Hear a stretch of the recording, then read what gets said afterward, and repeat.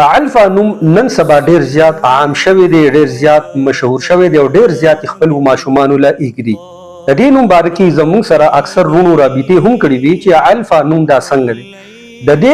د الفا تلفظ چې دی هغه په دوه طریقو سره دی، یو په عین سره دی الفا او یو په الف سره دی الفا.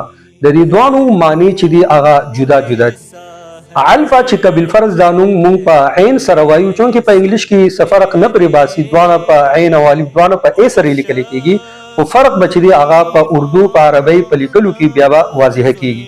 چې کله دا مونږ په عین سره لیکو نو الفا په دې کې چونکې دا ماده او کوم حروف راته دي هغه عین لام فا، نو په لغاتو کې د دې معنی چې دی د زناورو چارې ته ویل کېږي، غاز ته ویل کېږي، یعنی کومه چاره کم غاز چې زناورو ته اچول کېږي هغه ته الفا ویل کېږي. لہذا د معنی په اعتبار باندې صدا سي ډیر مزیدار نوم نه دی، یعنی چاره او غاز ته چې هغه ویل کېږي. نو کبل فرض دا نوم چا کې خو دی وی او تبدیلولی ممکن نه وي نو سا ګناه پکې نشته دی، معنی دا سي ډیره مزیدار نه ده.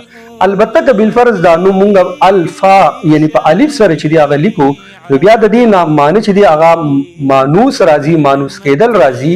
نو د دې معنی په اعتبار باندې بیا الفا کې چې دی بیا گنجائش دی، تاسو دا بیا کې خو دې شي، خو په شرط د دې چې دا نوم تاسو په الف سره لیکئ بیا به دغه معنی راځي.